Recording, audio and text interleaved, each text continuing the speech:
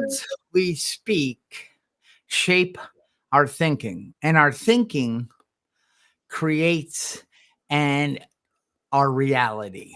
It determines the reality we create. Now, hang on. Now, I say that like Eric Clapton when he was on stage and he needed to shift the band, he would say, hang on, hang on. I think that's a really neat way to say it. So hang on. What I'm saying is today in the podcast, what we're going to do is, unpack that. Some might call it peel back that onion and discuss how our words, our thoughts, but really how they're shaping our reality and how we are the creators of our reality. Reality is not created outside of us. We see the world as we are. We see our house, our environments. We see the lawn as we are. Because I was standing yesterday, Brenda, with a friend, and he saw all the work that needed to be done. I saw the beauty of the way it looked in the moment. And it was just neat. It was just two different realities. And, that's what we're going to do today. And hello, everyone. I'm Charlie Collins with the Blindsided Podcast, the co-host here with Brenda. And I'm a speaker and a coach. And most of all, grateful to be with you today.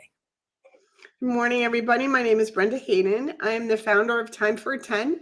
We're an emotional awareness, emotional intelligence coaching service, and we help people get to the exact nature of the things that disturb them, resentments, fears, anxiety, triggers.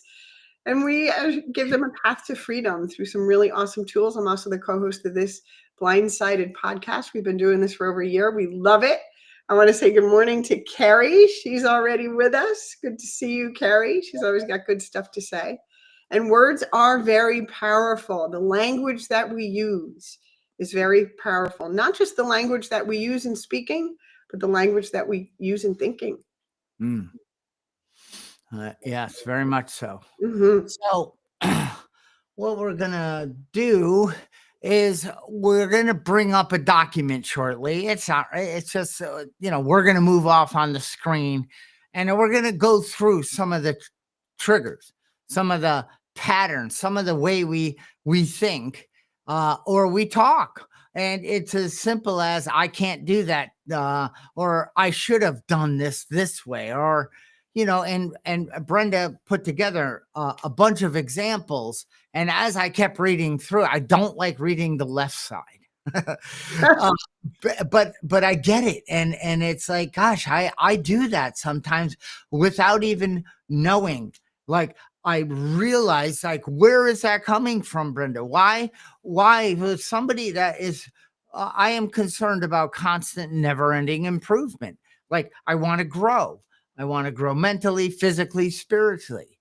And I know this, but how come sometimes all of a sudden coming out of nowhere is this shouldn't have happened?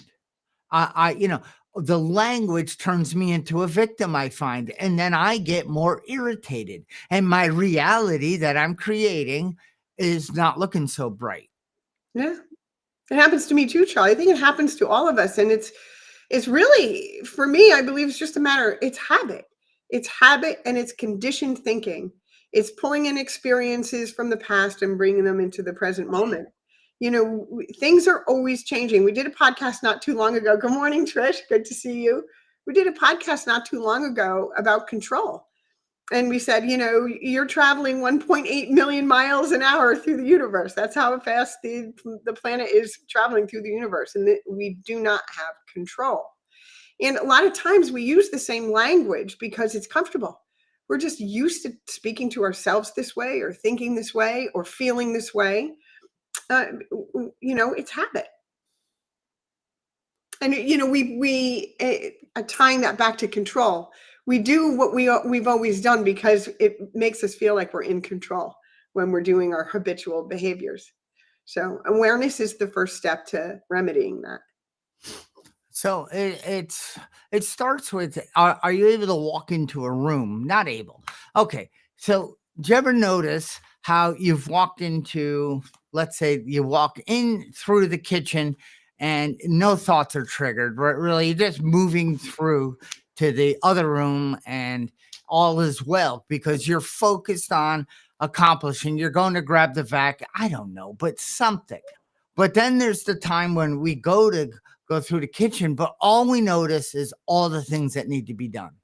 And I mean, it's like, oh, that shouldn't be there. Oh, I didn't finish drying the dishes. Uh, you know, and and what is this? Like, you talked about triggers. So what is the solution? Is it, Brenda, do I just say it is the way it is? Because that doesn't usually sit well with me. That's me accepting, but I don't want to. So, you know what I mean? Yeah. So, what I'm trying to get to is, how come sometimes I can move through my environment and not notice all the things that are wrong? And then sometimes I can't seem to get through the environments and I seem to pick out everything that's irritating me. Yeah.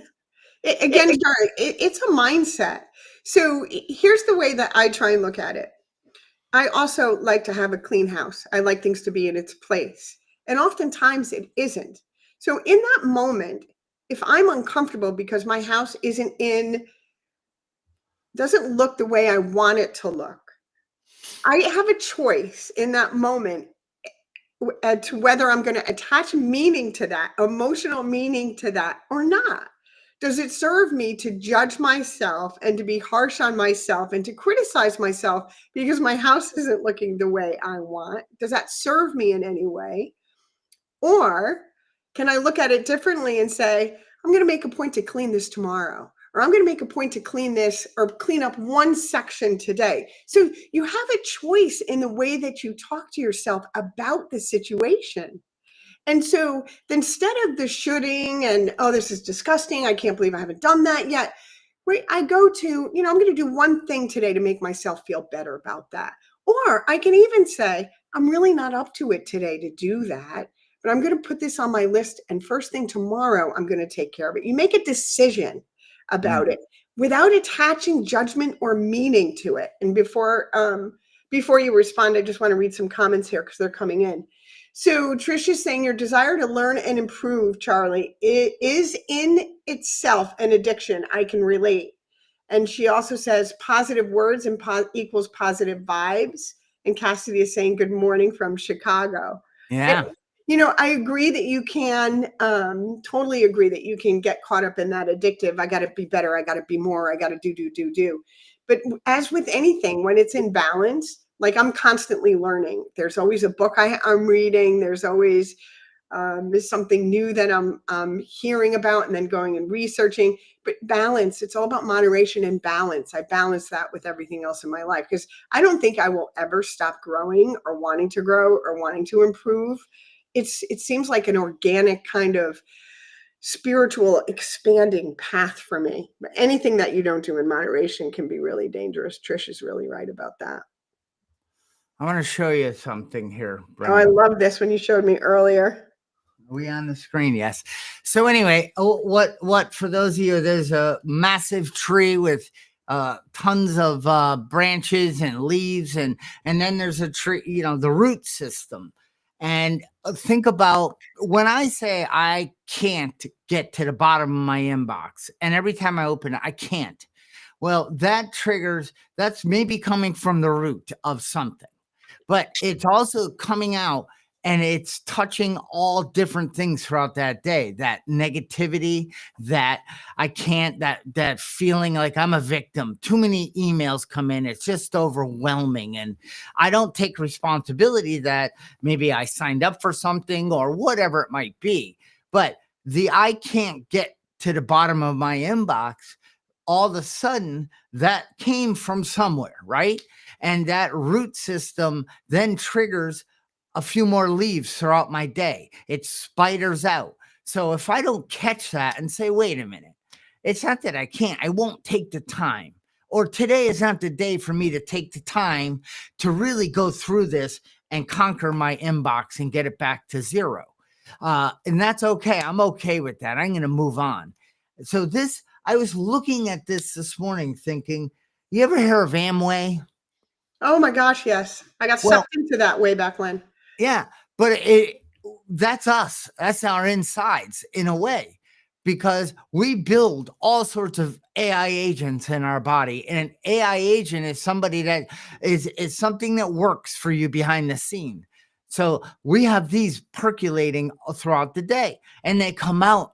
We have some that are coming out as I can't do this. I'll never get to this. I cannot get to exercise 3 times a week because, and that comes out, that agent. Or we have another, hey, and I'm gonna bring that document up so we can talk about that.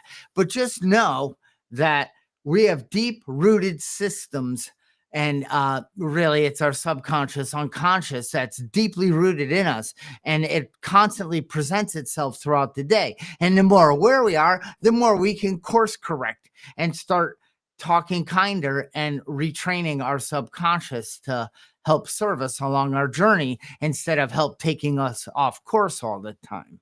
Absolutely, Charlie. Reprogramming your subconscious brain, your conditioned thinking, is one of the best things that you can do.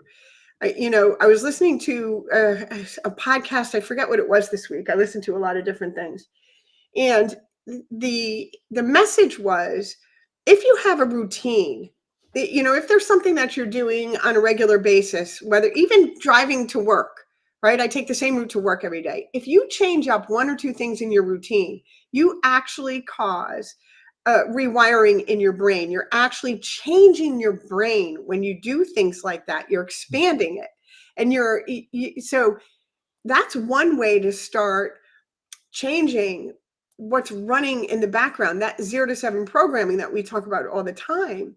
Once you start to become aware of how it's infiltrating your behavior, your thoughts, your actions on a daily basis, once you start paying attention to it, you can change it. And one of the ways to really pay attention to it, and I've talked about it before with the spontaneous thought journal, is to look at the language that you're using and that your thoughts are coming in with. Writing down, just spontaneously write down, stream of conscious, what you're thinking, and look at the language, examine the language, and then change the language, challenge it. And it's really easy to do once you get in the flow of doing that. Hmm. And I just wanted to give one little fact that an oak tree, the root system can actually spread out as much as 275 feet from the tree and 200 feet down. And I can relate to that. I got some roots that I still need to work on that are deep within me. But over the years, as I push against or I become aware of me, and what I don't like outside of me, that's a big clue.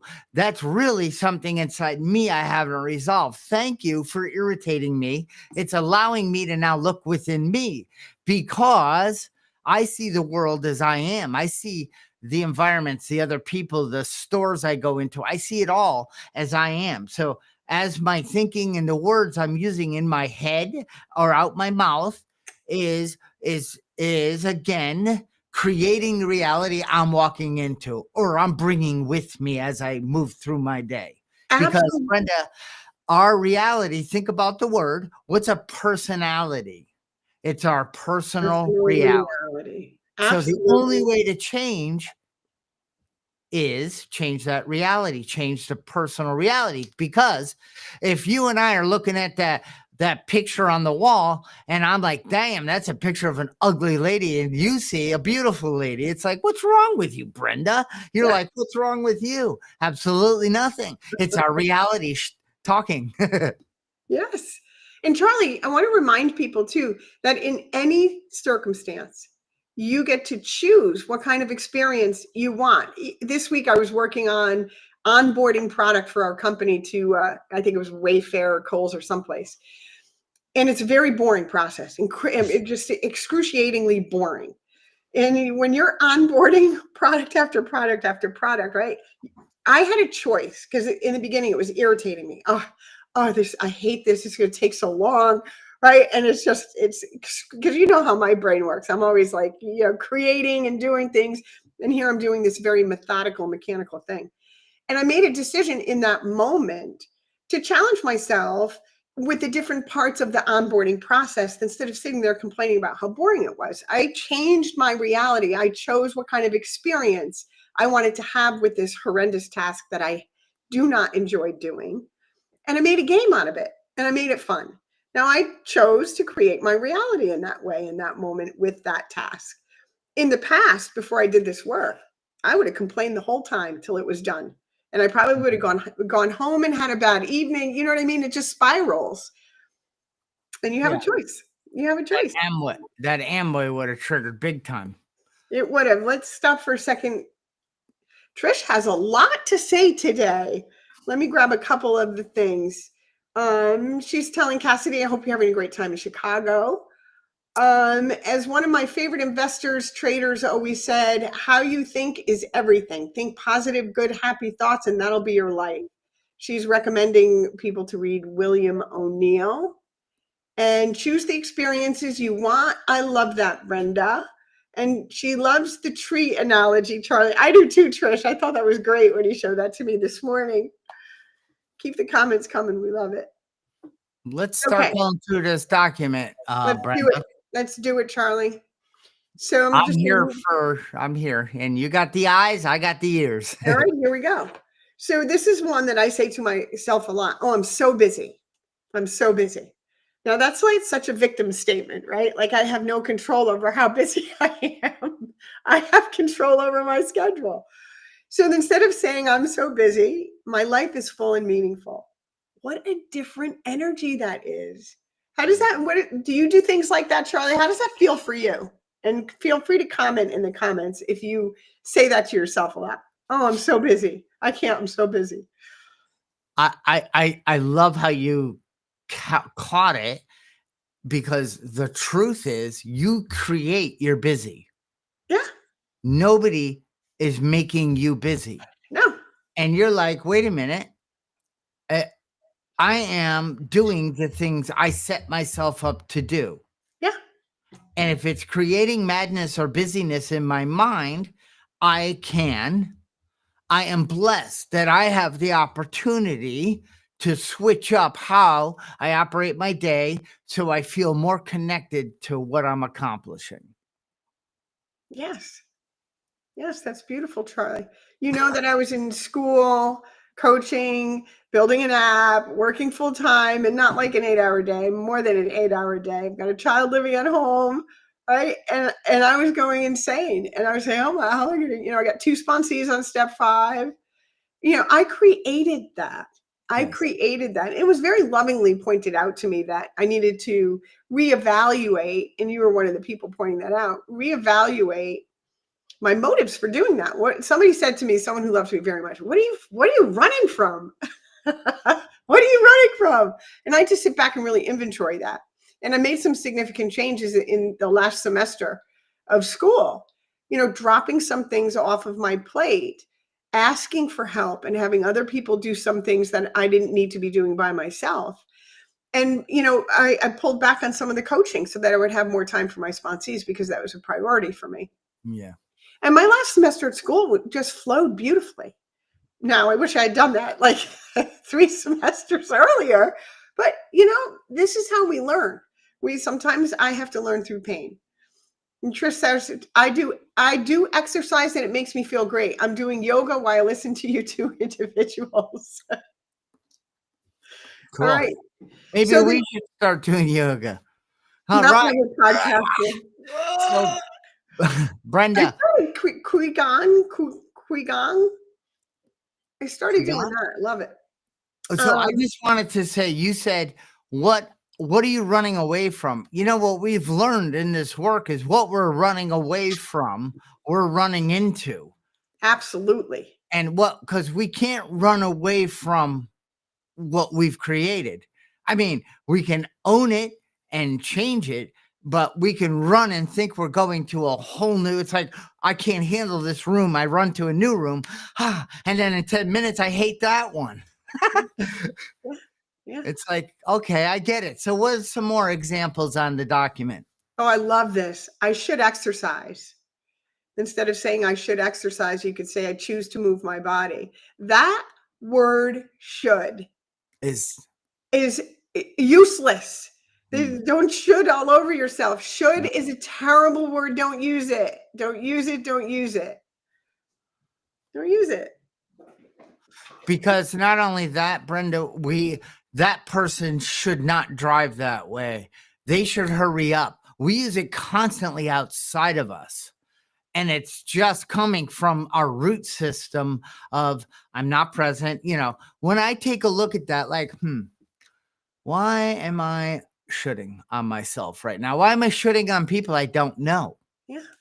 Why should they be any differently than they are? Yeah. Because I'm somewhere else and they're in my way.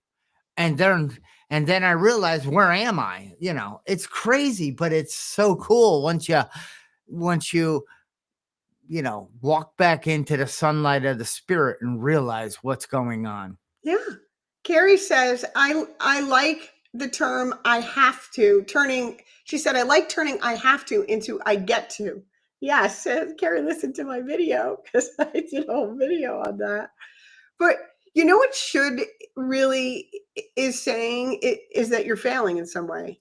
Yep. Maybe you're not supposed to be doing XYZ in that moment. Maybe it wasn't supposed to happen that way. Maybe you weren't supposed to get that, whatever. Maybe you're not seeing the whole picture. I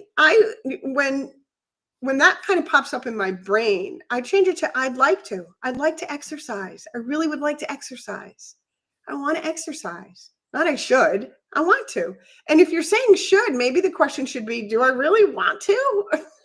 Is, I should do this. Is it something I really want to do? Maybe I'm not doing it because I don't want to do it. Getting honest with yourself about your motive for whatever it is that you should be doing. I should go to that party. Well, do you really want to go to that party?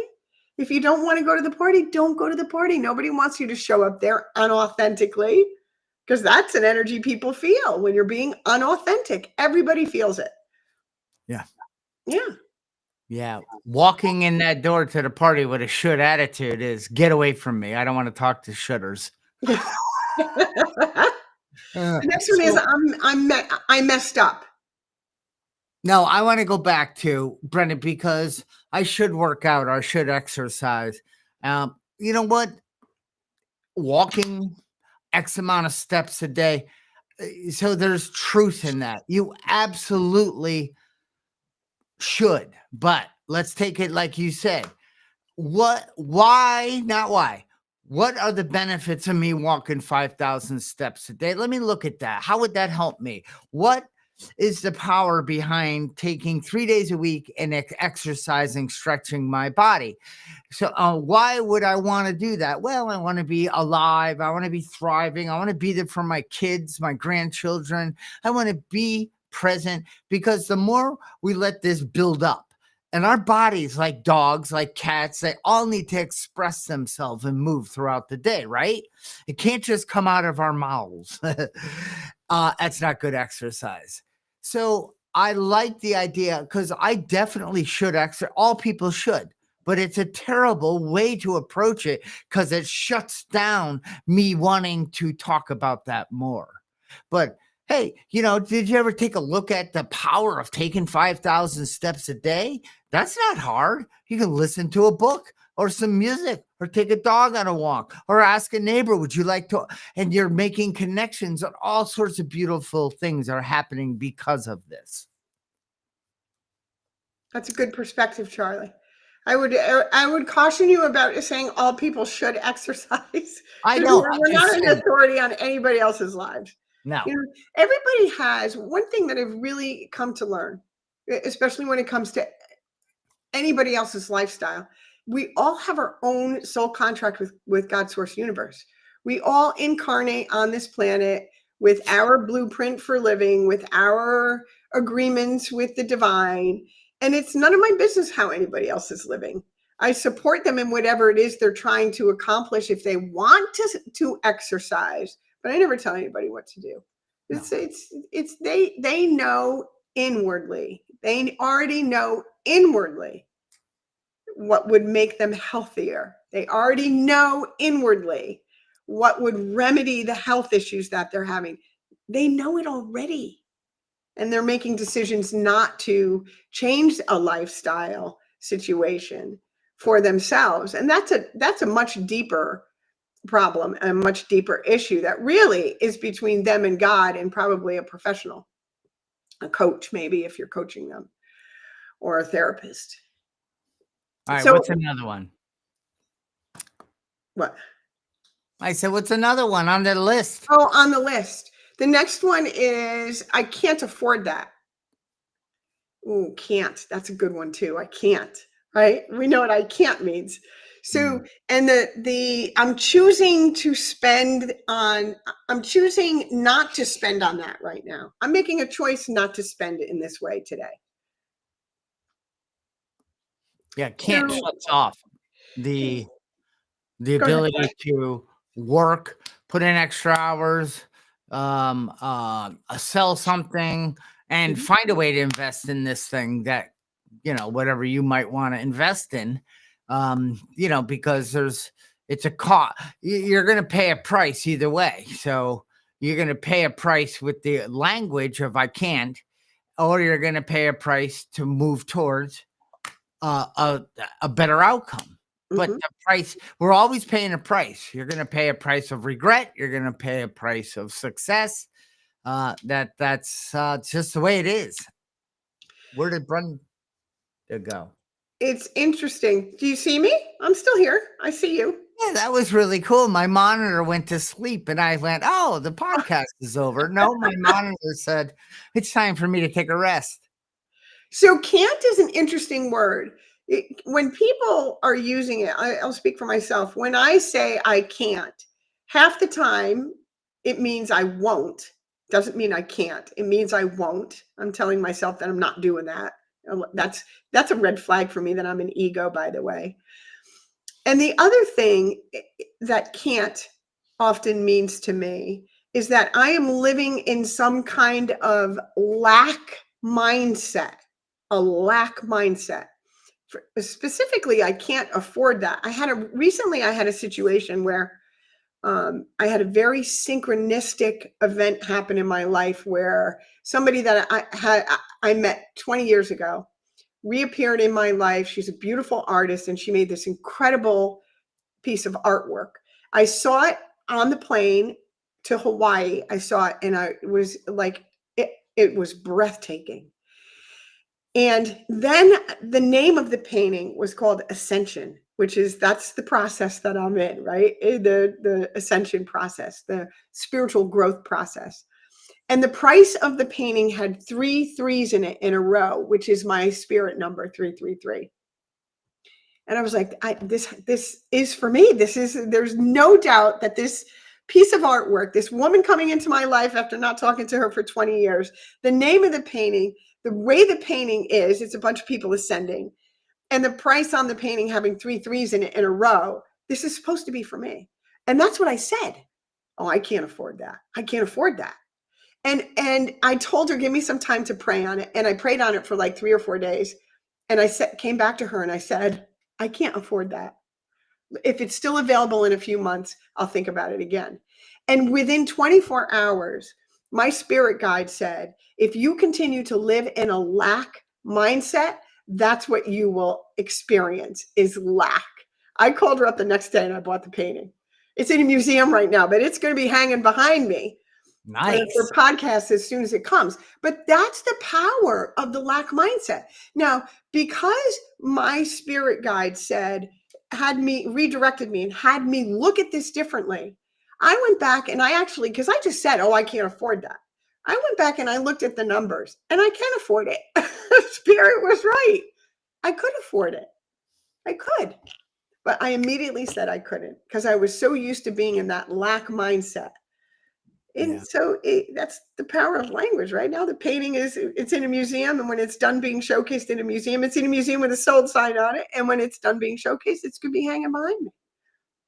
Nice. Now, do you get commission that it's up in the museum? No.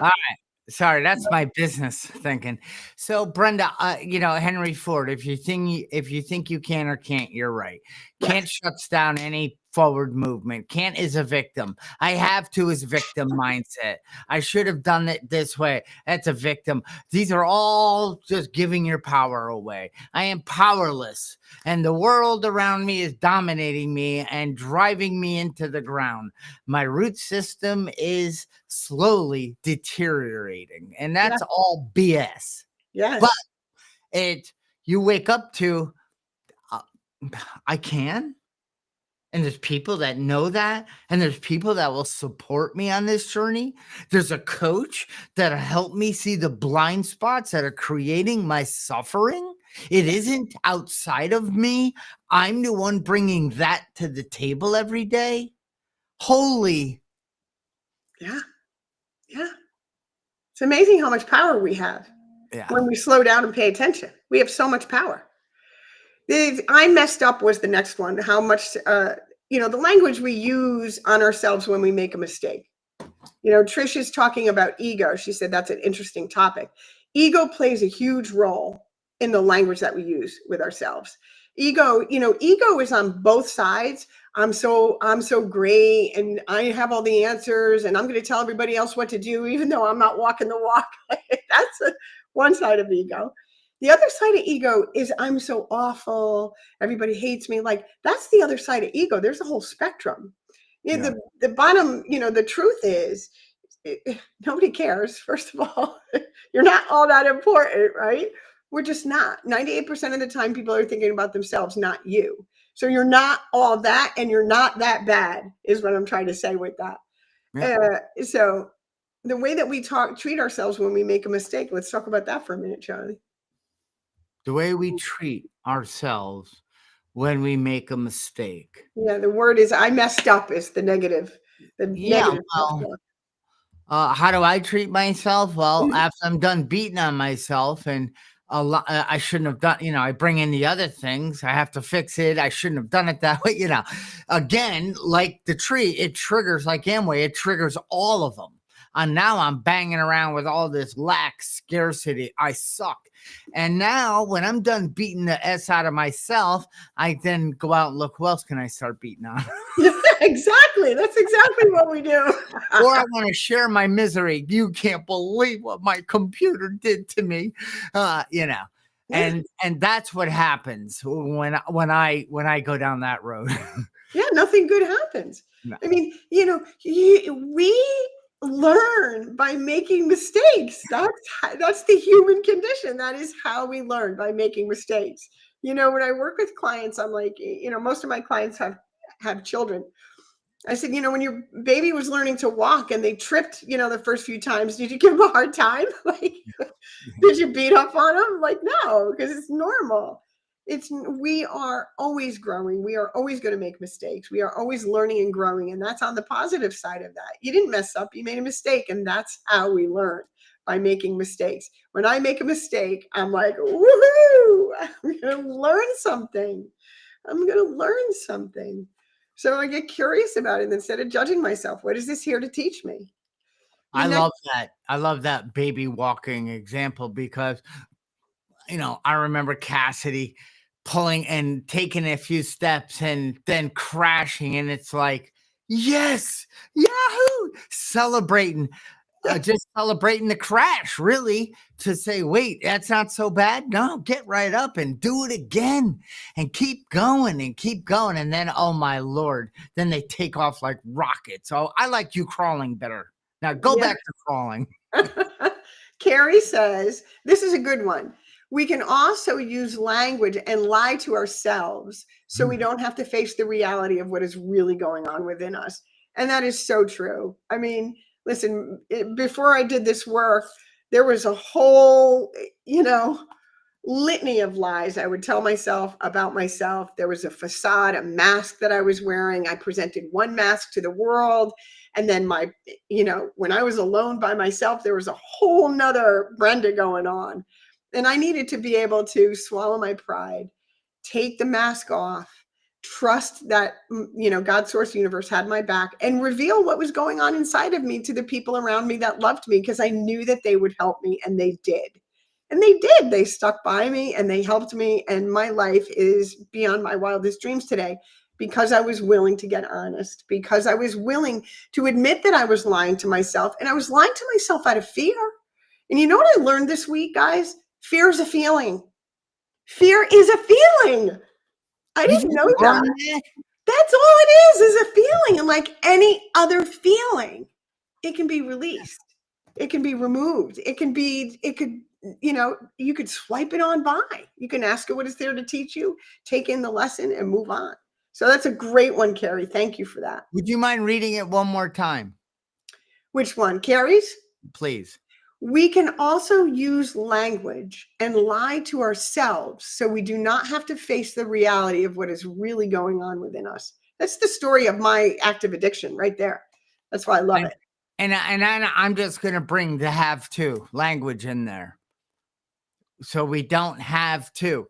Again, Carrie is like, she's all over this improvement, and she's on the team, she is just like, and that's how, and I think that's great because I can totally relate.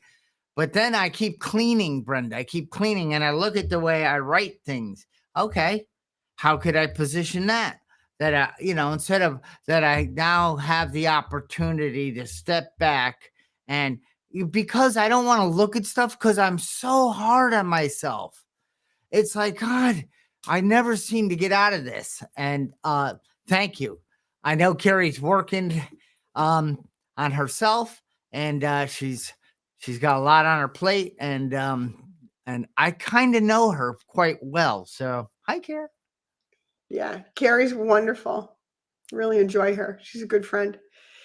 So the next one is I'm tired of doing this. I'm tired of doing this. And that's on the negative side. And the positive side is I'm ready for a new approach. Very different energy. I'm tired of doing this. Victim, victim, victim.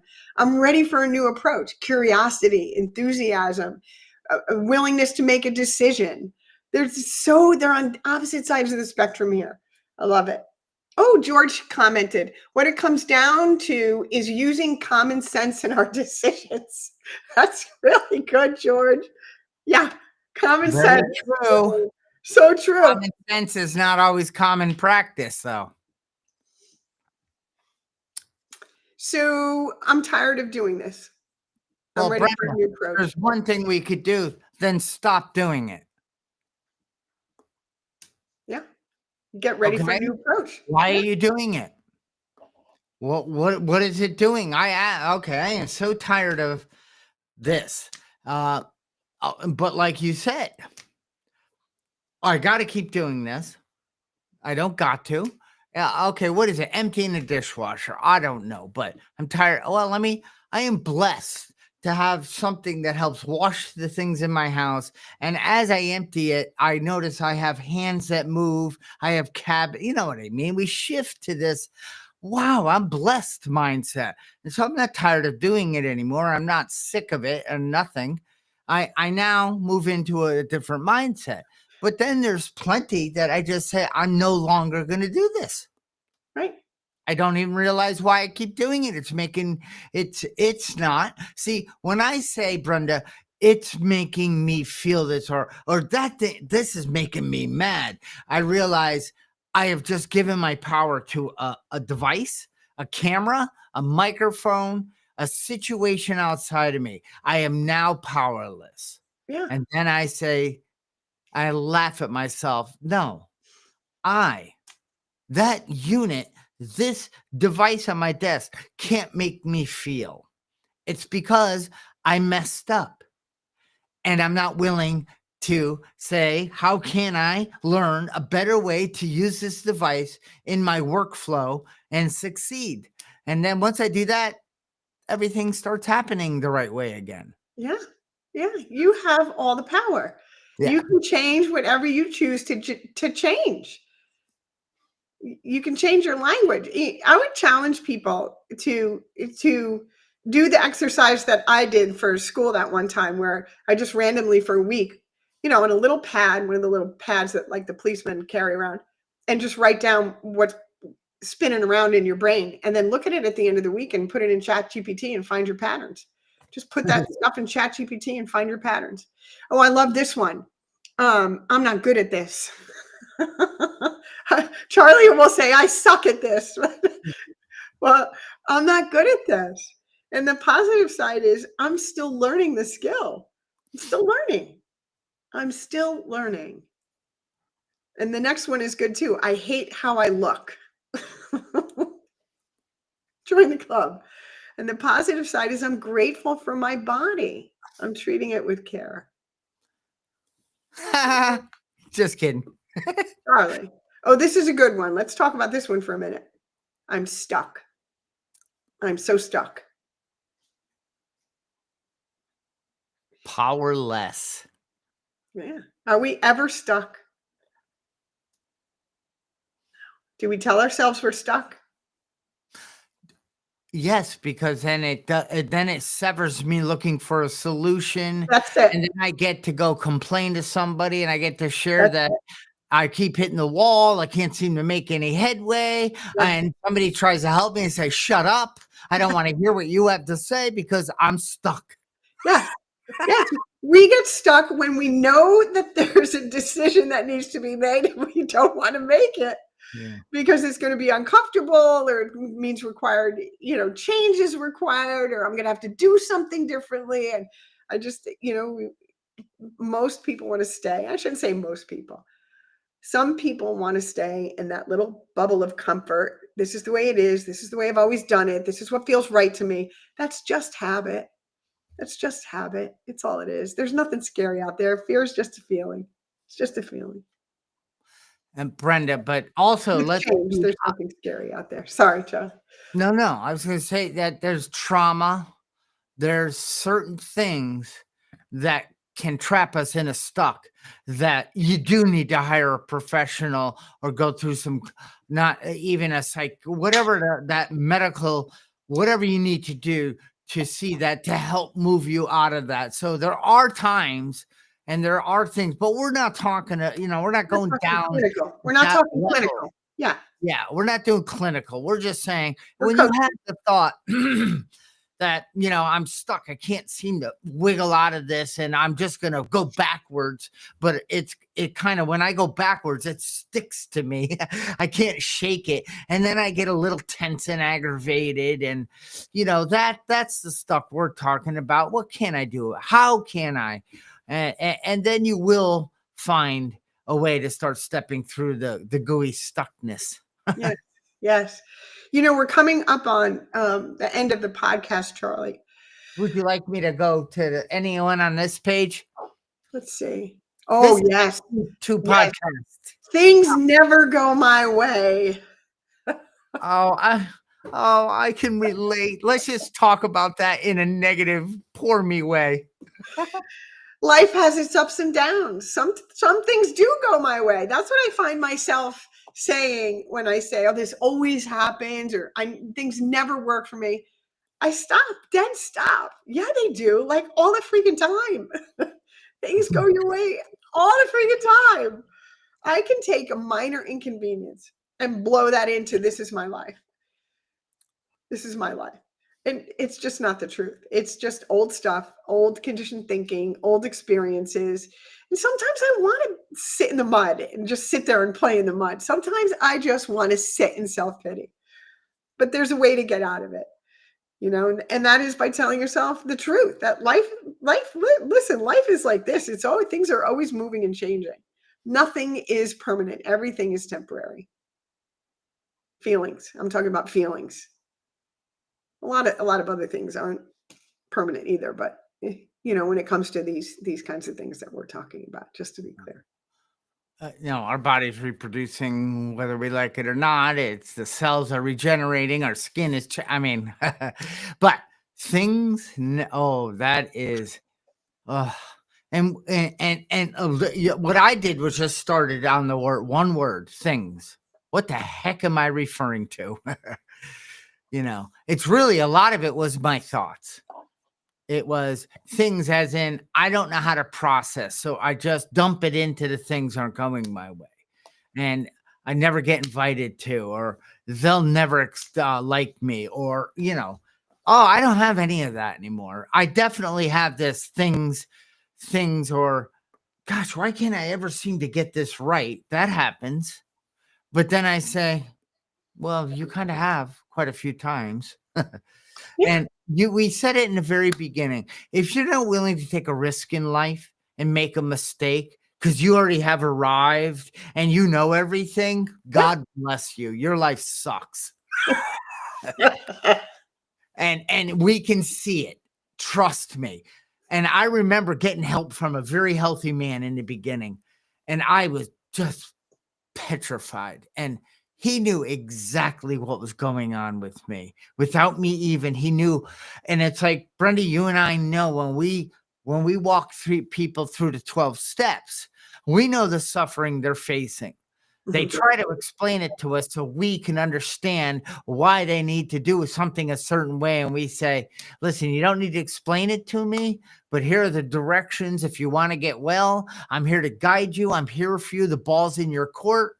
And man, when you're a drowning man or woman and you want to keep your head above water and start taking a look at these things, it's Yeah, it's mind-blowing it what is. can come. Making a mistake is no big deal. No, Looking stupid no really big deal. doesn't happen that much anymore. Walking into a room of people I don't know is perfectly okay Yep. because my needs, I am important and worthy, and I deserve to be on this planet and thrive.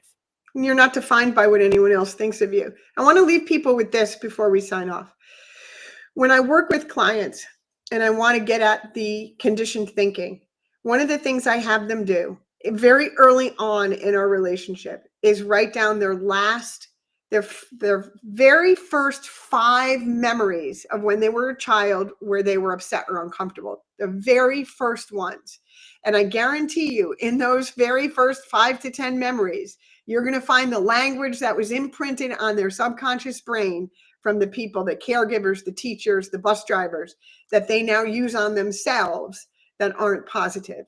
And that's where we start unlearning and relearning the language that we use with ourselves and our thoughts and the way we treat Excellent. ourselves.